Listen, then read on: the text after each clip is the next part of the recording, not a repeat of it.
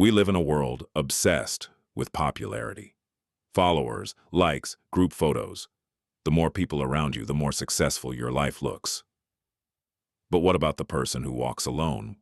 What about the one who doesn't have a crowd, doesn't need one, and honestly doesn't want one? Is something wrong with them, or are they actually operating on a completely different level than everyone else? Because what I found might surprise you. The people with no friends are often the most self-aware, the most emotionally intelligent, and the most unshakable people in the room. They don't roll in groups. They walk alone. Not because they're broken, but because they're built different. Here are 5 powerful character traits of people who have no friends and why it might mean they're ahead of the game. The first trait is that they don't chase belonging. For most people, acceptance is everything. They change how they talk, how they dress, what they believe, all just to fit in. But people who walk alone have outgrown that game entirely. They've stopped performing. They've stopped shrinking themselves to make other people comfortable. They know exactly who they are, and they refuse to trade that for approval. So when they choose to spend time with someone, it's not out of loneliness. It's out of genuine alignment. They're not filling a void. They're making a choice. And that is an enormous difference. They would rather feel whole alone than feel half of themselves with the wrong people. The second trait is that solitude doesn't scare them. It fuels them. While most people run from silence, these people live inside it. They journal. They take long walks alone. They sit with questions that most people never stop long enough to ask. They listen far more than they speak.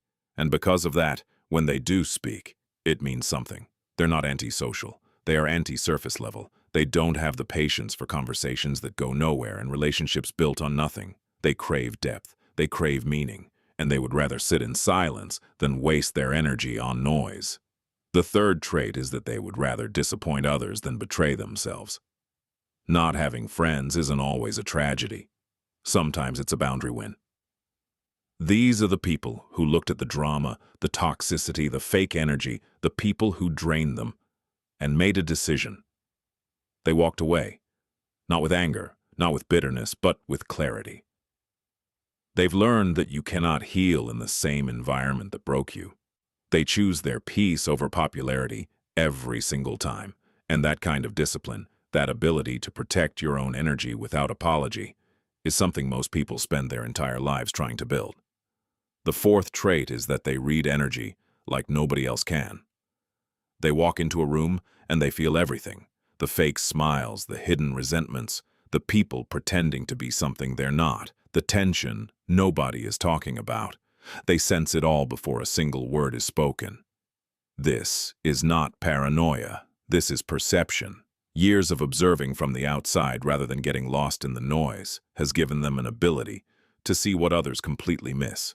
They're not standoffish. They're not cold.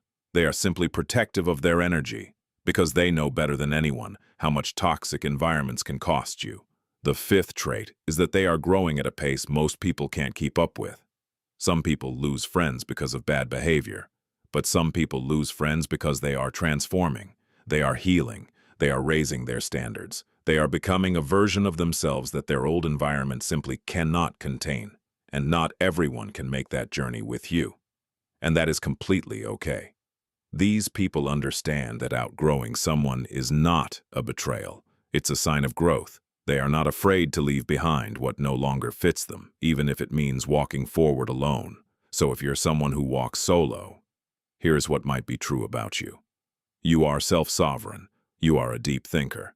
You have built real boundaries. You read energy that others can't feel.